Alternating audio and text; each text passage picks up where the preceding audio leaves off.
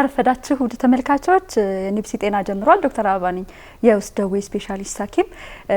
ተመልካቾች ዛሬ ከሳምንታት በፊት ጋብዘነው ስለ ቢፒኤች ወይም ደግሞ ከፕሮስቴት እጢ ጋራ ከፍ ከማለት ጋራ በተያያዘ ስለሚመጣ ችግር ሰፋ ያለ ትንታኔ የሰጠን ያስተማረን ዶክተር ቃል ገብቶልን በነበረው መሰረት በድጋሚ መጥቷል። ዶክተር መዝገብ አመስግነ ነው እንጀምራለን። ዶክተር በድጋሚ ስለመጣ በጣም አድርጌ ነው ማመሰግነው። ምናልባት የባለፈውን ፕሮግራም ላይ እንደገና ላስተዋውቅህ። ዶክተር መዝገብ እባላለሁ። በሙያ ዩሮሎጂስት ነኝ። ዩሮሎጂስት በኩላሊት የሽንት መስመር ፊኛና የወንዶች ጉዳዮች ስፔሻሊስት ነኝ። የቀዶ ሕክምናው ማለት ነው። ከኔፍሮሎጂስት ለመለየት በቀዶ ሕክምናው ነው። አሪፍ በጣም እንኳን ደህና መጣህ በድጋሚ ዶክተር። እንኳን ደህና ቆያችሁኝ፣ እንኳን ጋበዛችሁኝ። አመሰግናለሁ። እኔም አመሰግናለሁኝ። እንግዲህ ዛሬ ባለፈው ቃል በገባህልን መሰረት ስለ ኩላሊት ጠጠር ልናነሳ ነው። እንደው የሚያስነሳ ጉዳይ ነው ወይ ችግሩ አለ ወይ ከሚለው እንጀምር። ኦኬ ኩላሊት ጠጠር ስንል በመጀመሪያ ያው ብዙ ጊዜ ኩላሊት ጠጠር ነው የምንለው በእኛ በዩሮሎጂ፣ ግን ኩላሊቱን ዩሬተር የምንላትን ከኩላሊት ቀጥሎ ያለችው መስመር ሽንት ፊኛ ላይ ጠጠር ሊኖር ይችላል። ስለዚህ ይሄንን ነው አጠቃላይ አሁን ኩላሊት ጠጠር ዛሬ እያልን ስናወራ እነዚህን ሁሉ አንድ ላይ የሽንት መስመር ውስጥ ከኩላሊት ጀምሮ እስከ ፊኛው ድረስ ያለው ጠጠር መኖር ነው እና አለ ወይ የሚለውን የሚያስነሳ ነው ወይ የሚለውን ጉዳይ ስናነሳ ኢትዮጵያ ውስጥ በደንብ ያለ ችግር ነው። ጠጠር በደንብ አለ።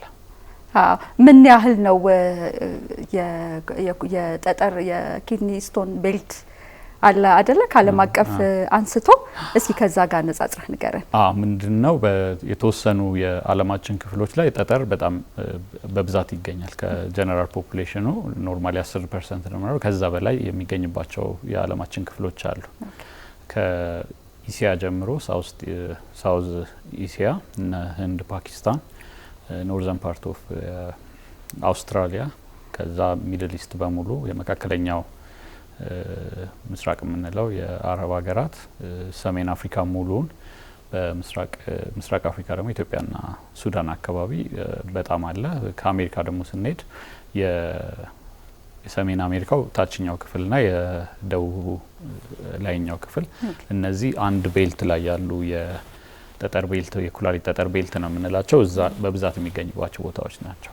ኢትዮጵያም ከነዚህ ሀገራት ውስጥ አንዷ ነች። የምርም ደግሞ በጠቅላላ ማህበረሰብ ውስጥ በብዛት የሚገኝ ችግር ነው። በደንብ ኦፒዲዎች ውስጥ ክሊኒኮች ውስጥ በብዛት ከምናያቸው ችግሮች መካከል ነው ይሄ የኩላሊት ጠጠርና እንዳልከኝ ተያያዥ እንትኖች። ኦልሞስት አብዛኛው ሐኪም የዩሮሎጂን ባለሙያ ወይ ደግሞ ቀዶ ሐኪምን ባይሆን ጠጠር ብዙ ጊዜ የሚገጥመው ችግር ነው በተለያየ ምክንያት። ምን ሊሆን ይችላል ምክንያቱ? አሁን ኢትዮጵያ እንግዲህ በዓለም አቀፍ ደረጃ በጣም ከፍተኛ ጠጠር የኩላሊት ጠጠር ያለባቸው ሀገራት መካከል ናት አለና አይደለ? ምን ሊሆን ይችላል ምክንያቱ? አብዛኞቹ እነዚህን ሀገሮች ስናይ የኢትዮጵያንም የተወሰነው የአካባቢ ስናይ ሞቃታማ ዌዘር ያለባቸው ሀገሮች ናቸው። ስለዚህ የአየር ሙቀት፣ በቂ ፈሳሽ አለመጠጣት ሁለቱ አንድ ላይ ሲሆን ሰውነት ድርቀት ይኖራል። ያ ለጠጠር ያጋልጣል። ሁለተኛ የአመጋገብ ሁኔታ ነው። ሶስተኛ በእኛ አገር በተለይ በአንዳንድ የገጠሪቱ ክፍል ውስጥ ንጹህ ውሃ አክሰስ የለም።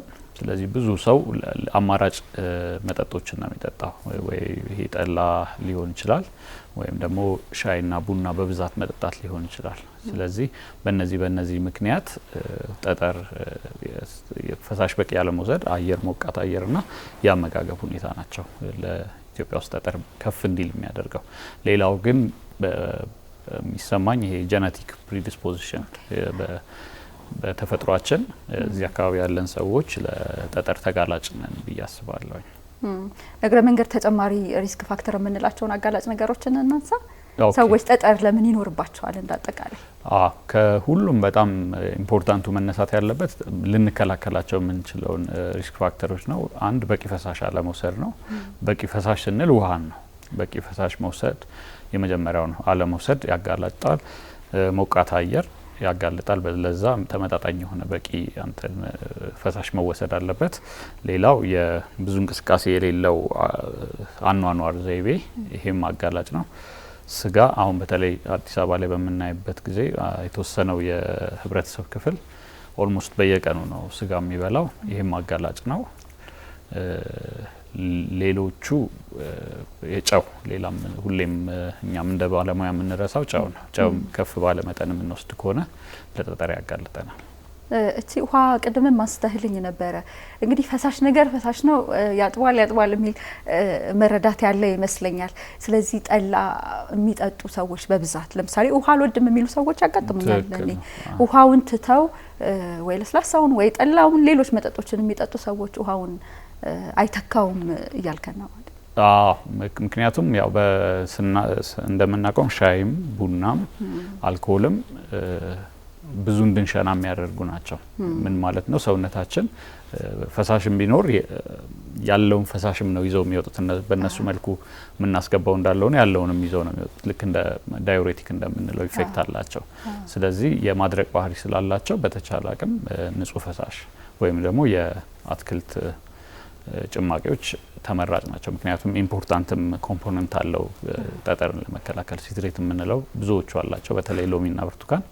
ስለዚህ የአትክልት ጭማቂ ይሆናል። ግን ሌሎቹ አዝማች አስ ፖሲብል አቮይድ ማድረግ ነው። ለምሳሌ ለስላሳ መጠጦች ይሄ ሲትሬት ኮንቴኒንግ ቶኒክ የምንላቸው መጠጦች ይመስሉኛል እነሱ ያላቸው። ሌሎቹ ግን ቢቀሩ ነው የሚመረጠው፣ ምክንያቱም ሰውነት የማድረቅ ባህሪ ያላቸው። ስለዚህ ጠላውን አንመክርም ወይ ጠላ በመጠጣቱ አሁን አንድ ከተማ ላይ የሚወራ ነገር አለ። ድራፍት በብዛት መጠጣት ሽንት ጠጠሩ እንዲወጣ ረድቶኛል ምናምን የሚሉ ሰዎች አሉ። ያን ሳይንሱን ዝም ብለን ስናየው ብዙ የሚጠቅም አይደለም። ሰውነታችን እንዲደርቅ ነው የሚያደርገው። ስለዚህ ጠጠሩን ለማውጣት የተለየ ኢፌክት አይኖረው። ምናልባት መስመር ላይ ያለች ጠጠር ካለች የማሸናት ባህሪ ስላለው ሊያፈናጥረው ይችላል። እንደ መከላከያ ግን ራዘር ሊያጋልጥ ይችላል። እንደውም ሽንቱ ብዙ በመውጣቱ ሰውየው ዲሃይድሬት ይደርቃል አድርገን እንደዛ ነው ሰዳ ለማፈናጠር ሊጠቀም ይችል ይሆናል። ወዲህ ስንመጣ አንድ የፋብሪካ ኬዝ ነግረኸኝ ነበረ። ለምሳሌ አንድ ፋብሪካ ውስጥ በጣም ተጠቂ የሚሆኑት ከኩላሊት ጠጠር ጋር በተያያዘ ይሄንን ለማስረዳት ኢምፖርታንት ነው ብዬ አስባለሁ። ለምሳሌ አንድ ፋብሪካ ውስጥ ስንሄድ ታች ያለው ሰራተኛ ያለ ፋብሪካ ውስጥ የሚሰራ ሞቃት አየር ውስጥ ነው። አጠገቡ እንደ ልብ ውሃ የሚያገኝ ማህበረሰብ አይደለም። እነዚህ ተጋላጭ ናቸው። ከዛ ደግሞ ላይ ያሉት ኃላፊዎቹ ደግሞ ስናይ ብዙ አይንቀሳቀሱም። ስለዚህ ሴደንታሪ ላይፍም ባለመንቀሳቀስ በራሱ ያጋልጣል። ታች ያለው ደግሞ ውሃም በደንብ አያገኝም፣ ሞቃትማ አካባቢ ላይ ነው ብዙውን ሰዓቱን የሚያሳልፈው። ስለዚህ ሁለቱ ተጋላጭ ናቸው። መሀል ያለው ማህበረሰብ ነው ያነሰ ሪስክ ያለው። ይሄ ምንን ለማስታወስ ይረዳናል? በቂ ፈሳሽ መጠጣት፣ ሰውነት ሙቀት ማነው የአካባቢ ሙቀት ካለ ለዛ የሚተካ በቂ መውሰድ፣ ከዛ ደግሞ አለመንቀሳቀስ ለጠጠር ስለሚያገላግጥ የተሻለ ፊዚካሊ አክቲቭ መሆን አለብን።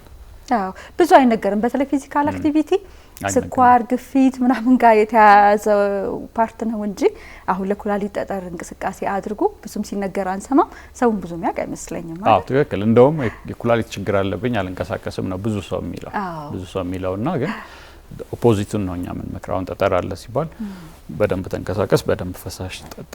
በዛ ነው የምትከላከለው እንዳያድግ እና ሌላ አዲስ ጠጠር እንዳሰራ በዛ መልኩ መከላከል ትችላለህ ነው አድቫይዝ የምናደርገው። በጣም አሪፍ። ወደ ምልክቶቹ ጋር እንምጣ። እንግዲህ በተለምዶ የኩላሊት ጠጠር ሲባል ይሄ ፍላንክ የምንለው ጎንና ጎን ጋር ህመም ተሰማኝ ነው የመጀመሪያ ምልክት አይደለ? እስኪ እሱንና ሌሎች ተጨማሪ ምልክቶችን ንገረን። ምንድነው የፍላንክ ፔን ዋናው መገለጫ ነው። ፍላንክ ፔን የምንለው ጎንና ጎኔን አመመኝ የሚሉት ብዙ ሰው እንደዛ ብሎ ነው የሚመጣው። ጠጠርም የሚገኘው ያንን አመመኝ ብለው ሲመጡ ነው። ወይም ደግሞ ሌሎች ከሽንት ኢንፌክሽን ጋር ተያይዞ የሽንት ኢንፌክሽኖች ተደጋጋሚ ሲኖሩ የዛኔ የምናገኘው ነው። የሚበዛው ሰው ግን ምልክትም ላይኖረው ይችላል። ሌላው ደግሞ ጎኑን ያመመው ሰው ሁሉ ደግሞ ጠጠር አለው ማለት አይደለም። ብዙ ጊዜ አንዳንድ ታካሚዎቻችን የሚቸገሩት ጎናቸውን ያማቸዋል፣ አልትራሳውንድ ይነሳሉ፣ የለባችሁም ይባላሉ፣ ሌላ ቦታ ይሄዳሉ። እንደዚህ ለ3 አመት ለ4 አመት በየክሊኒክና ሆስፒታሉ እየዞረ አልትራሳውንድ የሚነሳ አይነት ሰዎች አሉ። ምክንያቱም ጠጠር አለ። ስለዚህ ጎን ማመም የጠጠር ምልክትም ሊሆን ይችላል፣ ሌሎች ነገሮችም ሊሆኑ ይችላሉ። ሌላው ደግሞ ዝም ምንም ነገር ምልክት የሌለው ሊሆን ይችላል። ጠጠሩ ትልቅ ጉዳት አድርሶ ምንም ላይታወቀን ይችላል። ስለዚህ ምልክት አላሳየም ማለት አንድ ሰው ጠጠር የለውም ማለት አይደለም ማለት አይደለም። ኮምፕሊኬት ሆኖ ሊመጣ ይችላል። በደንብ አሉ ብዙ ታካሚዎቻችን አሁን ወይ በሌላ ምክንያት አልትራሳውንድ ሲነሱ ለምሳሌ ነፍሰ ጡር ነው ለኦብስቴትሪክስ አልትራሳውንድ ሲነሱ ትንሽ ከፍ ሲል ሊያየው ይችላል ጋይናኮሎጂስቱ ወይ በተለያየ ምክንያት ለሌላ ጉዳይ አልትራሳውንድ ሲነሱ ይገኛል እንጂ ምንም ምልክት የሌለው ኢቨን ኩላሊቱን እስከ ማበላሸት ደርሶ ራሱ የማይደረስበት ጊዜ አለ ምንም ምልክት ሳይኖረው ማለት ነው። ሌላ ምልክት ይሄ ኮሊክ የምንለው አለ በድንገተኛ የሚመጣ ከፍተኛ የሆነ የጎን ህመም ያ ቲፒካል ነው። ላይክ ታካሚው ሲመጣ በጣም ድንገተኛ ነው፣ ኃይለኛ ነው። ቢቀመጥም ቢተኛም ቢቆምም ምቾት አይሰማውም። አንዳንዴ ተያይዞ ማስመለስ ይኖራል። ይሄ ሲኖር ብዙ ጊዜ ቲፒካል ነው። ወደዚህ ወደ ብልት ጫፍ ወደ ታፋ የሚሄድ ህመም ነው። ከኋላ ተነስቶ ወደፊት እየመጣ የሚሄድ ህመም ነው። የዚህ አይነት ህመም ከኩላሊት ወጥቶ መስመር ውስጥ ሲገባ የሚኖር የህመም ምልክት ነው። ይሄ ድንገተኛ ነው። ሆስፒታል የግድ ይሄዳል። አልሄድም ቢልም ታካሚው አይችልም፣ ይሄዳል፣ ማስታገሻ ይሰጠዋል። ከዛ በኋላ ግን ተከታትሎ ህክምና ማግኘት አለበት። ያንን ካላደረገ አንዳንዴ ምን ይሆናል? ህመሟ ትጠፋለች። ከማስታገሻ ይወስድና ከሁለት ቀን ከ3 ቀን በኋላ ህመሟ ትጠፋለች። ህመሙ ጠፋ ማለት ሁለት ነገር ነው። አንድ ጠጠሩ ወጥቷል ማለት ነው፣ ወይም ደግሞ መንቀሳቀስ አቁማለች ማለት ነው። አንዱ ቦታ 3 ቦታዎች አሉ የቺ መስመሯ ውስጥ ስታክ የሚያደርግባቸው። ከነሱ ውስጥ አንደኛው ጋር ሄዶ ስታክ አድርጓል ማለት ሳይንቀሳቀስ ሲቀር ኩላሊቱ አዳፕት ስለሚያደርግ ፔኑ ይጠፋል። ስለዚህ ያ ፔን ጠፋ ማለት ምናልባትም አደገኛ ምልክት ሊሆን ይችላል። ጠጠሯ መውረድ አቁማለች ማለት ነው። መስመሩን ዘግታ መውረድ አቁማለች ማለት ነው። ስለዚህ ኩላሊቱ ቀስ በቀስ እየተጎዳ ይመጣል። ስለዚህ ህመሙ እንደዚህ አይነት ኃይለኛ ህመም ኖሮ ማስታገሻ ወስደን ሲጠፋ ኔሰሰርሊ ጠጠሩ ጠፋ ማለት አይደለም፣ ወይም ደግሞ ሌላ ችግር ነው ማለት አይደለም። ይሄ ፔን ቲፒካል ነው። በቃ እንደው አልትራሳውንድ እንኳን የለም ቢል ምክንያቱም እዛ ዩሬተር ውስጥ ያለ የአልትራሳውንድ ስለማያየው ወደ ሲቲ ስካንም ምንም ተመርምሮ መረጋገጥ አለበት። ስለዚህ ያጋጥማል እንደዚህ አይደለ? በደንብ ጠጠር አለብኝ ተብሎ ይታሰባል። በጣም በህመም ይመጣሉ። ከዛ ህመሙ ጋብ ይላል። ረጅም ጊዜ ምንም ሳይሰማቸው ይቆያሉ። ያ ጠፍቷል ማለት አይደለም ወይም ወጥቷል ማለት አይደለም። አንዳንዴ አሁን እንደዚህ ለማስወጫ መድኃኒቶች አሉ መስጠታቸው ሰተናቸው ህመሙ ሲጠፋ ይጠፋሉ ሰዎች እና ከ1 አመት ወይ ከ2 አመት በኋላ እኔ ጋር ሲመጣ እኔ ነኝ የምደነግጠው ከታካሚው በላይ። ምክንያቱም ያቺ ጠጠር ካልወጣች ሰውየው የተበላሸ ኩላሊት ነው ይዞ የመጣው። ስለዚህ ያው ድጋሚ አልትራሳውንድ እናያለን። እድለኞቹ ወጥቶ ነው የሚመጣው። እድለኛ ካልሆኑ ግን ኩላሊቱ በተወሰነ ደረጃ ሊሆን ይችላል ሙሉ በሙሉ ዳሜጅ እንደሚሆንበት ጊዜ አለ። አይታወቅም። ብዙ ጠጠር አለብኝ ሲባል ጠጠሩ የኩላሊቱን በዛ መጠን እንደሚጎዳ አይታወቅም ብዙ ይመስለኛል አይደል? አሁን ለምሳሌ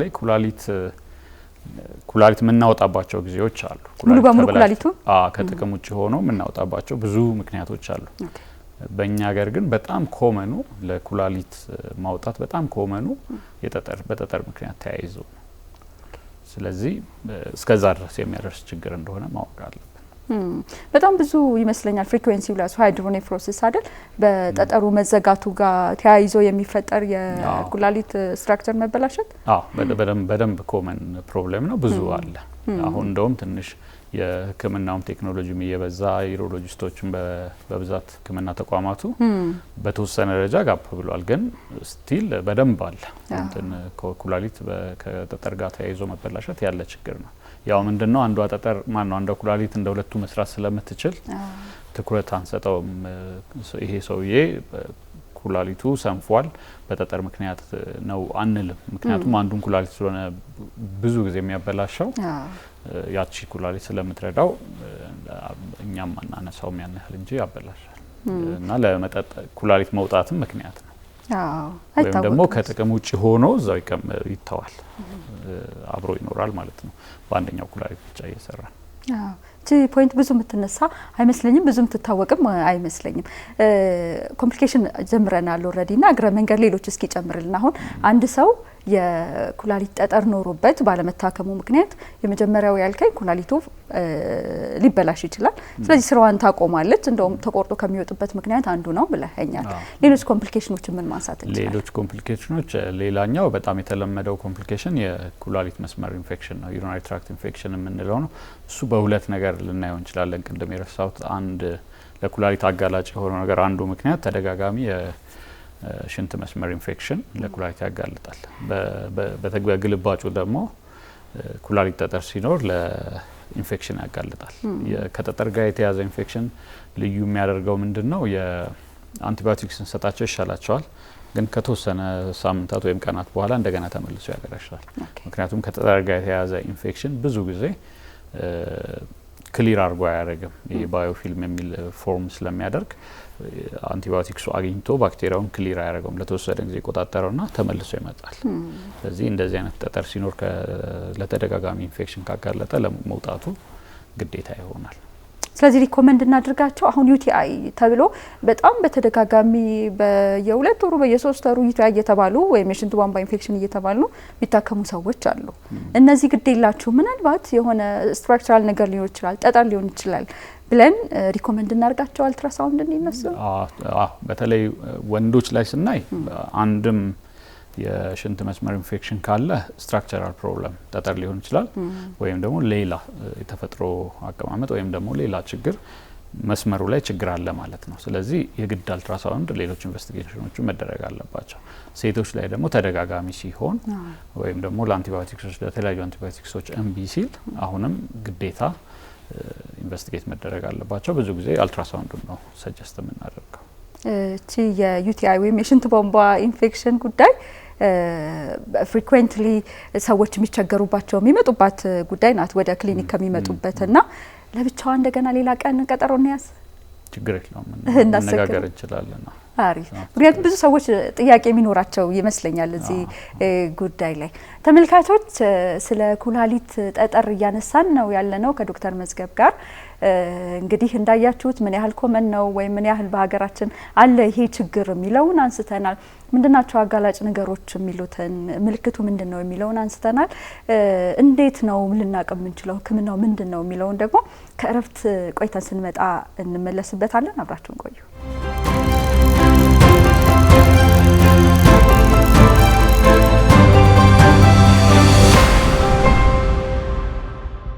ካፍታ ቆይታ በኋላ ተመልሰን መጥተናል። ውድ ተመልካቾቼ ስለ ኩላሊት ጠጠር ጉዳይ በስፋት እያነሳን ያለ ነው ከዩሮሎጂስቱ ዶክተር መዝገብ ጋራ እንቀጥላለን። ስለ ዲያግኖሲሱ እንዴት ነው የሚታወቀው የሚለው ነገር ጋር ዶክተር። ኦኬ፣ ቅድም ምልክት ስናወራ ነበረ። አንድ ሰው ጎኑን ካመመው ወይ ደግሞ ለየት ያለ የሽንት ምልክቶች ካሳየ ወይም ደግሞ በሆነ አጋጣሚ አልትራሳውንድ ሲነሳ ጠጠር ካለው ያው ዩሮሎጂስት ጋር ይመጣል። ሲመጣ የምናደርገው ምንድነው? የሽንት ምልክቶችን ያልካትን እንዘርዝራት ሚስል ላይ ይደረግ። ኦኬ፣ ሽንት ቶሎ መምጣት ሊሆን ይችላል፣ ሲመጣ ማጣደፍ ሊሆን ይችላል። እነዚህ ነገሮች ካሉ በተለያየ ምክንያት ከጠጠር ጋር ሊያያዙ ይችላል። ወይም ጠጠሩ ያመጣው ኢንፌክሽን ወይም ደግሞ ጠጠሩ ራሱ ሽንት ማነው ፊኛ ውስጥ ካለ ሽንት አንዳንዴ መቅላትም ሊኖር ይችላል። እነዚህ ነገሮች ካየን ጠጠር መጠርጠርና ምርመራ ማድረግ ኢምፖርታንት ነው እና አንድ ዩሮሎጂስት ጋር ወይ ደግሞ አንድ ሐኪም ጋር አንድ ሰው ጠጠር ጠርጥሮ ወይም ደግሞ ምልክቶች ይዞ ቢመጣ የምናደርገው ምርመራ የመጀመሪያው ሽንት ምርመራ ነው። ኢንፌክሽን አለ የለም የሚለውን ይነግረናል። የጠጠር መስሪያ እንትኖች ክሪስታሎቹን ወይም ቅመሞቹን እዛ ላይ ማየት እንችላለን። ኩላሊት ምርመራ የማጣራት አቅሙን ቼክ ማድረግ አለብን። ከዛ ቀጣዩ ስትሬት ፎርዋርድ የሆነው አልትራሳውንድ ነው። አልትራሳውንድ ሁለት ነገር ይረዳናል። አንደኛ ኩላሊት ውስጥ ካለ ጠጠሩ ማየት ይችላል፣ ፊኛ ውስጥም ካለ ማየት ይችላል። ሁለተኛ ግን መስመር ውስጥ ያለውን ጠጠር ሚስ ሊያደርግ ይችላል።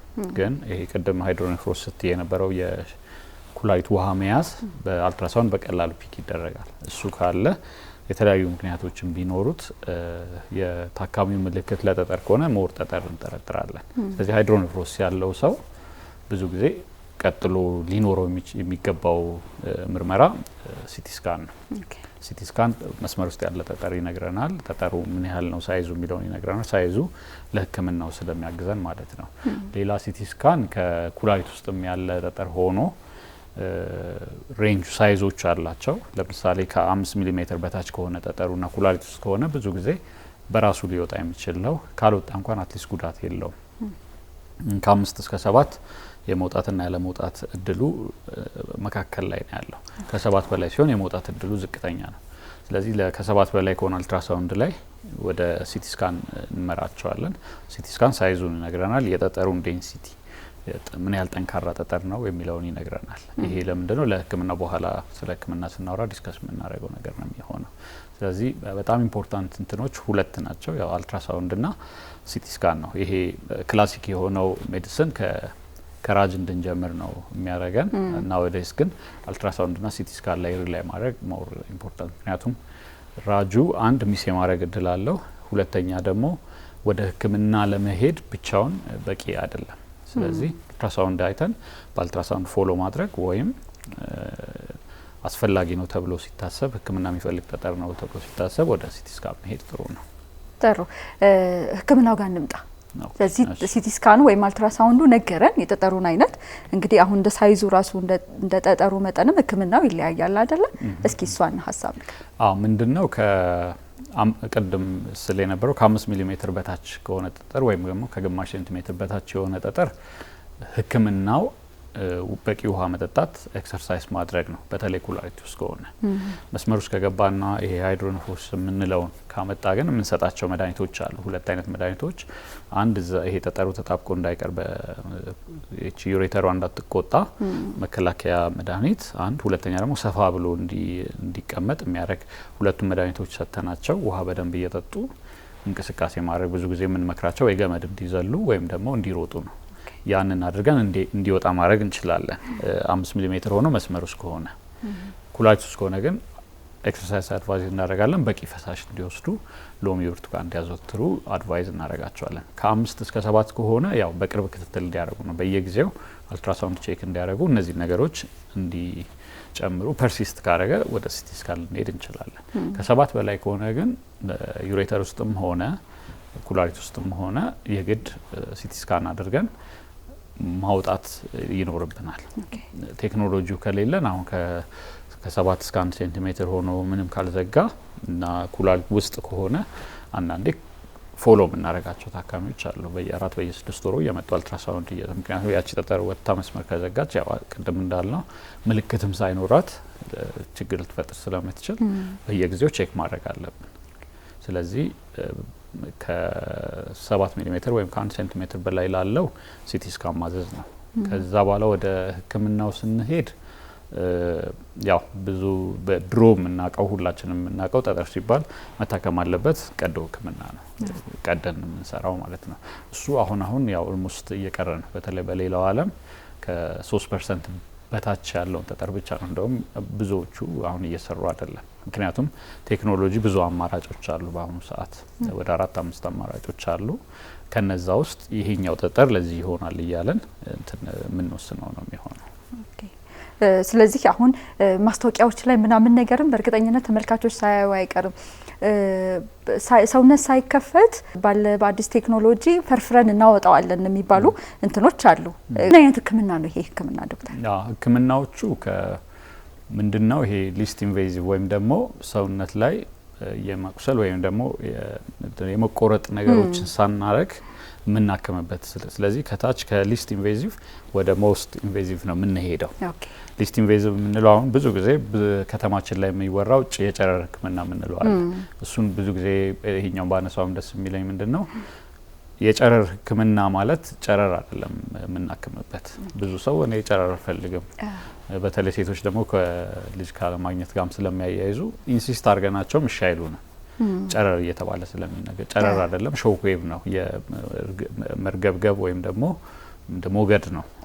ለጠጠሩን ለማድረግ ለማፍረስ ብንጠቀመው ሞገድ ነው እንጂ ጨረር አንጠቀምም። ጨረሩ ምናልባት ልክ እንደ ማንኛውም እንደ ራጅ እና እንደ ሲቲ ስካን ለጠጠሯን ለማየት ብቻ በየመሃሉ እንጠቀማለን። ለማየት ነው እሱ። ጠጠሩን ለመስበር ግን ሞገድ ነው የምንጠቀመው ወይ ደግሞ ኃይለኛ የሆነ እርግብግቢት ነው የምንጠቀመው። ስለዚህ ይሄ ግንዛቤ ማህበረሰቡ ቢኖረው ጥሩ ነው። ሾክዌቭ ሊስት ኢንቬዚቭ ነው። አልጋኒዝም ማደንዘዣ እንጠቀምም፣ እንሰራለን። ፔኑ ትንሽ ነው። ከዛ ወደ ቤቱ ይሄዳል ታካሚው። የዛኑ ቀን ወደ ቤቱ ይሄዳል። ወደ ቤቱ ይሄዳል። ከሰዓት ስራ ቢኖረው መሄድ ይችላል። ስራውን መስራት ይችላል። ይሄ ሊስት ኢንቬዚቭ የምንለው ነው። ቀጥሎ በሽንት መስመር ውስጥ ገብተን በብልት በኩል ገብተን መንገድ ላይም ካለ የምንሰብርበት ዩአርኤስ የምንለው አለ። እሱ የካሜራ ሲስተም ነው።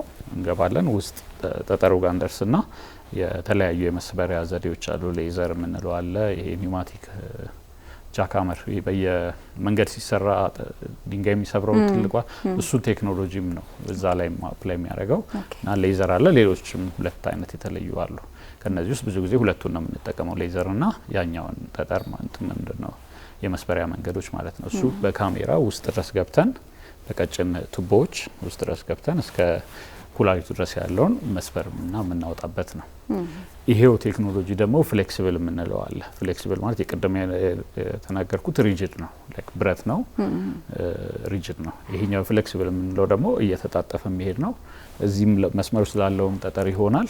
በተለይ ደግሞ ኩላሊት ውስጥ ላሉት በየኩላሊት ቀዳዳዎች ውስጥ ገብቶ መስበር የሚችል ነው። ብዙ ጊዜ ለዚህኛው ሌዘር ነው የምንጠቀመው። ይሄ ሶስተኛው ነው። አሁን እነዚህ ከሊስት ኢንቬዚቭ እየከፍ እያልን ነው የምንሄደው። አራተኛው በትንሽ ቀዳዳ ብቻ የጣት ያህል የሚሆን ነው። በዚች ገብተን ጠጠሩ ጋር ገብተን ጠጠሯን እዛው አፍርሰን በዚሁና የምናወጣበት ቴክኖሎጂ ነው። ኤቢሲኤንኤል የምንለው ነው። ይሄ አራተኛው ነው። ጠጠሩ ትልቅ ከሆነ ጠንካራ ከሆነ ሞር ይሄኛው ይመከራል። ጠጠሩ መለስተኛ ከሆነ ደግሞ ያኛው ቅድም ፍሌክሲብል ያልኩት ይመከራል እና እንደ ዩሮሎጂስቱ ደግሞ ልምድ እንትን ይላል። አንዳንዱ ይሄኛውን ኤክስፐርት ነው፣ አንዳንዱ ደግሞ ያኛውን ኤክስፐርት ነው። አንዳንዴ በጣም ትልቅ ሲሆን ሳንድዊች የምንለው አለ። ከታችም ከላይም ገብተን በሁለቱም የምንሰራበት ሁኔታ አለ። ያንን ለመስራት ሁኔታው የማይፈቅድ ከሆነ የመጨረሻው አማራጭ ቀዶ ማውጣት ነው። ቀዶ የምናወጣበት እንትን አሁን በተለይ ኦልሞስት እየቀረ ያለ የጠጠር ሕክምና እንትን ነው ዘዴ ነው። ያው የተለመደው እንዳልከኝ በእኛ ሀገር ቀዶ ማውጣቱ ነው። ግን ምን ያህል አለ? አሁን የምትነግረኝ አዳዲሶቹ ቴክኖሎጂዎች ኢትዮጵያ ውስጥ ምን ያህል አለ? ከአዲስ አበባ ውጭ ኦልሞስት ብዙ አለ ብዬ አላስብም። አዲስ አበባ ውስጥም ቢሆን በዚህ 2-3 አመት ውስጥ የተወሰኑ የግል ሆስፒታሎች የተሟላው አላቸው ወይ 3 ወይ 4 ቢሆኑ ከዛ ይበልጡ። በመንግስት ስንሄድ ደግሞ አንዱ ሲኖር አንዱ ጋር አንዱ አለ። እንደዚህ ሙሉ ሆኖ በፓኬጅ ደረጃ ሁሉም ጋር የለም። ስለዚህ እንትን የተሟላ የጠጠር ሕክምና አለ ለማለት ኢትዮጵያ ውስጥ ከቁጥራችን አንጻር ከዛ ደግሞ ከጠጠር በርደኑ አንጻር በቂ አይደለም፣ የለም ብንል ነው የሚሻለው። አፎርዳቢሊቲው እንዴት ነው? እሱ ሌላው ትልቅ ችግር ነው። አብዛኞቹ እነዚህ በተለይ አሁን ይሄ በሌዘር በፍሌክሲብል የምንሰራው ከዛ ደግሞ በዚህ በኩል የምንሰራው አሁን ለአብዛኛው ኢትዮጵያዊ ከኪሱ ከፍሎ ለሚታከመው ብዙ ጊዜ አፎርደብል አይደለም።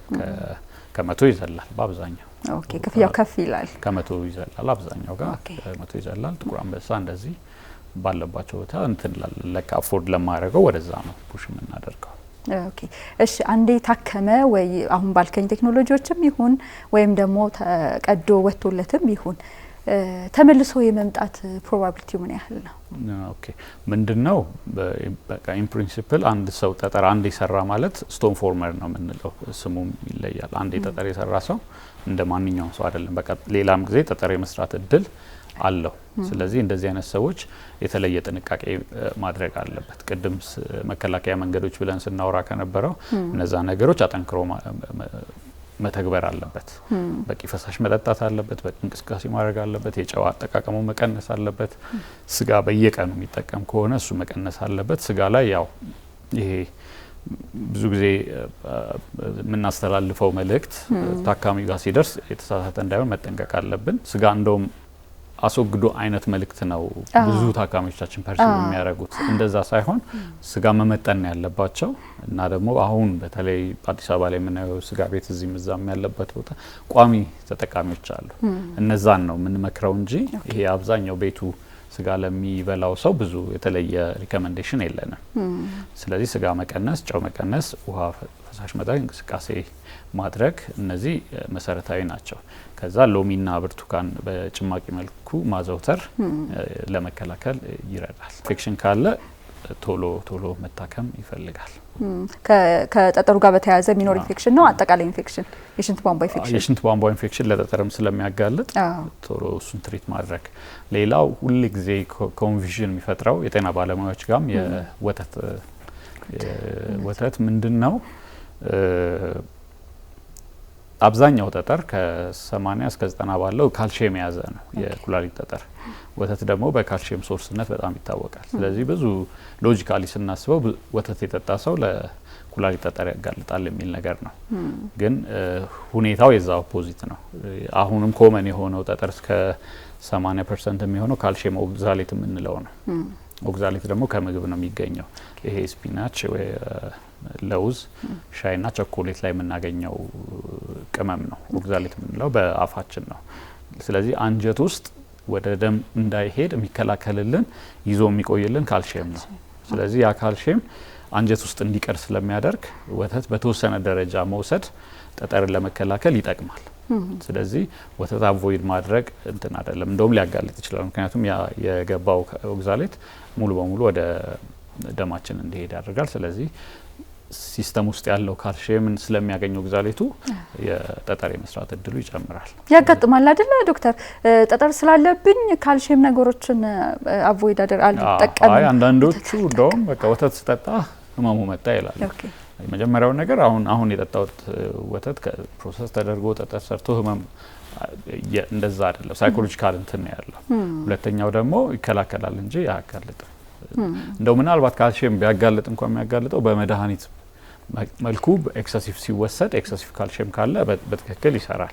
ምክንያቱም ከኦክዛሌቱ ጋር ብቻ ሳይሆን ከሌሎች ከፎስፌትም ከሌሎች ነገር ጋር ቺሌት አድርጎ ጠጠር ስለሚሰራ ካልሲየም ኤክሰሲቭ ከሆነ አሁንም ያጋልጣል። ግን በወተት በመጠቀም ብዙ ለጠጠር መጋለጥ ብዙ አይደለም። ጥሩ። ስለዚህ አንዴ ለምሳሌ በኦፕሬሽን ይወጣለት ወይም አሁን ባልከን ቴክኖሎጂ ይወጣለት ሰው ጠጠሩ ስቶን ፎርመር ነው ካልከ በማንኛውም ሰዓት ተመልሶ ያ ጠጠር የመስራቱ ፕሮባቢሊቲው ሃይ ነው ያልከን ነው አይደል? ሃይ ነው። ስለዚህ እነዛን ቅድም ያልኳቸውን ነገሮች በአግባቡ መተግበር አለበት። አንድ ሁለተኛ ደግሞ ቢያንስ በአመት አንዴ አልትራሳውንድ ቼክ ማድረግ አለበት። አሁን እኛ የምናደርገው የፕራይቬቱ ትንሽ ያስቸግራል፣ ግን መንግስት ቤት አንዴ ጠጠር ኖሮት ያከምነውም ወይም ደግሞ ጠጠር ኖሮት ሳይታከም በክትትል ላይ ያለ ሰው ከኛ ጋር ነው በቃ የሚኖረው። እንደ 5 አመትም ሊሆን ይችላል፣ 10 አመትም ሊሆን ይችላል፣ በ6 ወር ሊሆን ይችላል፣ በአመት ሊሆን ይችላል። እየመጣ ቼክ እናደርገዋለን። ምክንያቱም ሌላ ጊዜ ጠጠር ኖሮት ሳይታወቀው ሊጋለጥ ይችላል። ማነው ጉዳቱ ራሱ የጠጠሩ ኮምፕሊኬሽን ሊመጣበት ይችላል። ምልክትም ስለማይኖረው አንዳንዴ ምልክት ስለማይኖረው። ጥሩ። እንግዲህ አሁን መከላከያውንም ጭምር ነው ለማንኛውም ሰው የሚሰራ ይመስለኛል። አንዴ ጠጠር ኖሮበት ጠጠሩ ከወጣ በኋላ አንዳንድ ሰዎች ይሄን ያርጉ ያልከው ለጠቅላላው ማህበረሰብም ይረዳል። በተለይ ደግሞ ለኛ ማህበረሰብ ምክንያቱም ጠጠር ኮመን ነው ብለናል። ስለዚህ ለኛ ማህበረሰብ ለአብዛኛው ሰው የሚረዳ ነው። የውሃ ኮንሰምፕሽን ነው ብዙ ጊዜ እንዴት ነው አጠጣጥ የሚለው ብዙ ሰው ጧት ብዙ መጠጣት እንደዚህ የምትባል ነገር አለች። እሱ እንደዛ አይደለም። ዲስትሪቢዩሽን ነው። ለ24 ሰዓት ውስጥ በቂ ፈሳሽ መጠጣት ነው። እሱ ላይም ፎከስ ማድረግ ያለብን የሚወጣው የሽንት መጠን ነው የሚነግረን ሰውነታችን ምን ያህል በቂ ፈሳሽ አግኝቷል የሚለው የሚነግረን የምንወስደው ሳይሆን ምን የሚወጣው ነው። ምክንያቱም ሲበቃው ነው የሚወጣው ፈሳሹ። አሁን ለምሳሌ በረሃ ሀገር የሚኖር ሰውና ደጋ ላይ የሚኖር ሰው እኩል አይደለም ውሃ መጠቀም ያለበት። ያን ደግሞ የሚለካበት እንትን የለውም። የሚጠጣውን 3 ሊትር ልጠጣ 2 ልጠጣ የሚለውን የሚያውቅበት ነገር የለም። ስለዚህ የሽንት መጠኑ በቂ እንዲሆን ነው በትንሹ 1.5 ሊትር ወይም ደግሞ 2 ሊትር አካባቢ እንዲሸና ነው አድቫይዝ። በተለይ ጠጠር ሰርቶ የሚያውቅ ሰው ወይ ደግሞ ጠጠር ኦልሬዲ ኖሮት ለሰርጀሪ ያልበቃ ሰው እስከ 2 ሊትር ቢሸና ይመረጣል። በ24 ሰዓት ውስጥ ስለዚህ ያንን ጭንቅላት ላይ አድርጎ ነው የውሃ አጠቃቀምን አድቫይዝ ማድረግ ያለብን። ስለዚህ ውሃ 1 ሊትር 2 ሊትር 3 ሊትር ማለቱ እንደየወቅቱ እንደየምንኖርበት አካባቢ ስለሚለያይ ከምንጠጣው በላይ የሚወጣው ሽንት እሱ ላይ ፎከስ ማድረግ በቂነቱን ያሳየናል። በጣም አሪፍ። እንግዲህ ባንዴ ደግሞ አይጠጡት ብለህናል አይደል? 2 ሊትር ቢጠጡ ለምሳሌ ጠዋት ላይ ተነስቶ በባዶ ሆድ አይነት ነገር ቅድም አንስተህልናል። እንደዛ ሳይሆን በ24 ሰዓት ዲስትሪቢዩት ማድረግ ነው። በ24 ሰዓት አከፋፍለው በዛች ሰውነታችን ፉሊ ሃይድሬትድ ሆኖ መቆየት አለበት። ያ ነው ሞር የሚከላከለው ይሄ በኤፒሶዲካሊ ከምንጠጣው ይልቅ። ከዛ ውጪ አሁንም ለመድገም ፈልጌ በደንብ እንትን እንድንሰጥበት ብርቱካንና ሎሚ ደጋግመህ ስታነሳ ነበር እንደ ለመከላከል ይጠቅማሉ ብለን። ስለዚህ በደንብ እንመክራቸዋለን። ብርቱካን በደንብ ነው የምንመክረው። በተለይ ሎሚ አክሰሰብል ነው፣ በዋጋም ብዙ እንትን አይደለም። ሞር ደግሞ ሲትሬት የምንለው ነው ጠጠር ለመከላከል የሚረዳን ቅመምና እሱ ብዙ ያለው ሎሚ ላይ ነው። ስለዚህ ሎሚ እየጨመቁ በውሃ እሱን በየቀኑ መጠጣት ይከላከላል። ያለም ጠጠር ካለ በተወሰነ ደረጃ እንዲወጣ ይረዳል። ስለዚህ ከሌሎቹ ፍሩቶች በተለየ ሎሚና ብርቱካን ላይ አሁን አፕል ጁስ እንደዚህ ይጠቅማሉ። ምንድነው ይሄ ሀባብ እነሱ ይጠቅማሉ። ግን ሎሚና ብርቱካን ሞር እሱ ላይ ትኩረት ማድረግ ነው። ይሄ ለጤና ባለሙያዎች የምንመክረው ነገር ነው። አሁን አፕል ጁስ ብዙ ጊዜ የሚወራ ነገር ነው። እሱ ይጠቅማል፣ አዎ፣ ግን እንደ ሎሚና እንደ ብርቱካኑ አይደለም። እነዛኞቹ ሞር ኢምፖርታንት ናቸው። በጣም አሪፍ። ከዛ ውጪ በተለምዶ የሚባሉ ነገሮችን ልጠይቅህ ነው።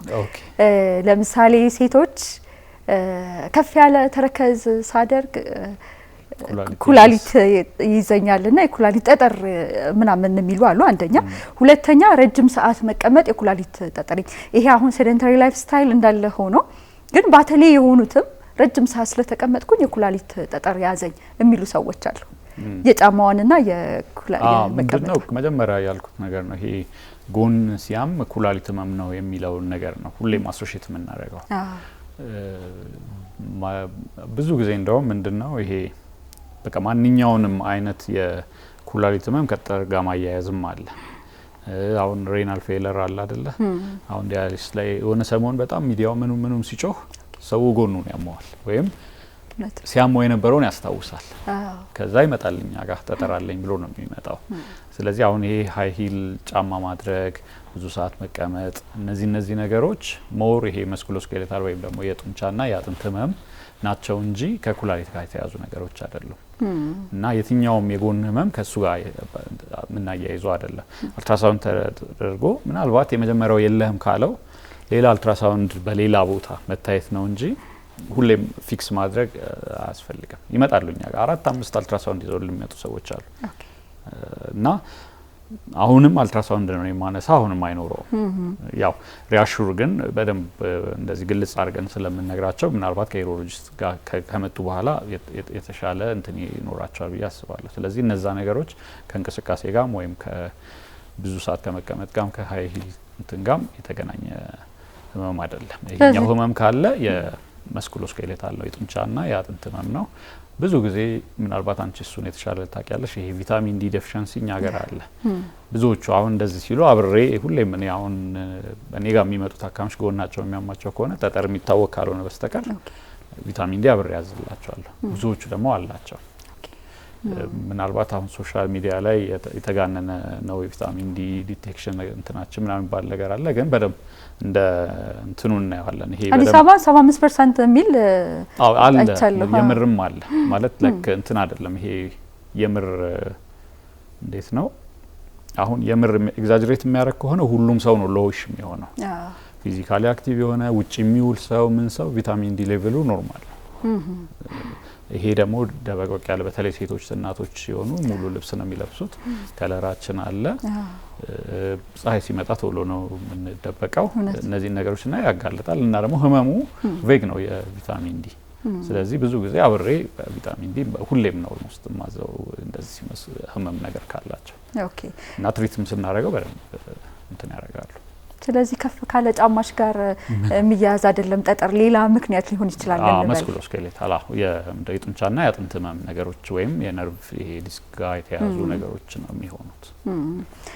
ሌላው ደግሞ አሁን የሚያሳስባቸው ይመስለኛል ተመልካቾች ራሱ ምልክት ሳያሳይ ምንም ነገር ሳይኖር የሆነ ቀን ታካሚው ሲመጣ ኩላሊት ተበላሽቶ ልናገኘው እንችላለን አይደለ? ካለ ምንም ምልክት።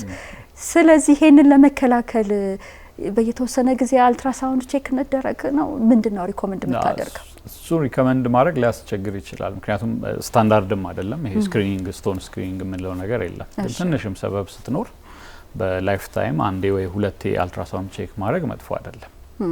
እንትኑን እድሉን ሲኖረን በሆነ ጊዜ እንዲሁ ራንደምሊ ኮንሽስ ሆነን ማድረግ ነው እንጂ እንደ ሕክምና እንትን አሁን አንዳንድ ችግሮች ለምሳሌ ካንሰር ስክሪኒንግ እንትኖች አሉ፣ ፕሮቶኮሎች አሉ። እንደዛ አይደለም ግን ሳምሃው በየሆነ ጊዜው ወይም ደግሞ ላይፍ ታይም ላይ በአንዴ ሁለቴ አልትራሳውንድ ቼክ ማድረግ መጥፎ አይደለም። ምክንያቱም አንዳንዴ በጣም ትልልቅ ጠጠሮች የምናገኝበት ጊዜ አለ። እስኪ እነዚህ ትልልቅ ጠጠሮች አጋጣሚዎች ንገረኝ ዶክተር። እሺ አንድ ከ20 ዓመት በፊት ጠጠር ፓስ አድርጓል። ከዛ በኋላ እሱም ቼክ አድርጎ አያውቅም። ለሌላ እንትን አልትራሳውንድ ሲነሳ ከ5 ሴንቲሜትር በላይ ያለው ታካሚ ገጥሞኛል። ሌላ ደግሞ የራሴን ኤክስፔሪንስ ልነግርሽ እችላለሁ ምን ያህል እንደ ማህበረሰብ ግዴለሾች እንደሆነ ሐኪምንም ጨምሮ ማለት ነው። አሁን ኔውሮሎጂስት ነኝ፣ ጠጠር በጣም ኮንሺየስ ነኝ፣ ሲያበላሽ አውቃለሁ። ሬዚደንሲ ከመጀመሪያ በፊት ከ10 ምናምን ዓመት በፊት ጠጠር አሳልፍ ያለው አሳምሞኝም ያውቃል። እንትን ብያለሁ ማስታገሻ ወስጄ። ከዛ አልትራሳውንድ በዛ ጊዜ የተሰራው የለም። ከዛ በኋላ ሁሌም አስበዋለሁ፣ ግን ቼክ ያረኩት ከ10 ዓመት በኋላ ነው። ያው እድለኛ ሆኜ የለም እንጂ ጠጠሩ ችግሩን ሊፈጥር ይችል ነበር። ስለዚህ ኮንሽስ መሆን አለብን። ራስ ባለሙያው ሆነ ማለት ነው። ይሄ ብዙ ጊዜ አለ ለነገር ባለሙያዎች ጋር ግዴለሽነቷ አለች። በደንብ ማንም ጋር እሱ ነው። ይሄ ነው እንደዚህ አይነት ነገሮች በደንብ አሉ፣ ኤክስፒሪየንሶች አሉ። የክፍለ ሀገር ሰው ያው ብዙ ጊዜ እንትን አይደለም ይሄ አክሰሱም የለውም ለሕክምና ሲመጡ ብዙ ጊዜ የሚመጡት ጠጠር ይዘው ሲመጡ ሃይ በርደን ነው። ትልቅ ጠጠሮች የተለያዩ ቦታዎች ዘክቶ ኩላሊቱን በተወሰነ ደረጃ ጎድቶት እንደዚህ የሚመጡ ብዙ እንትኖች አሉ፣ ብዙ ገጠመኞች አሉ።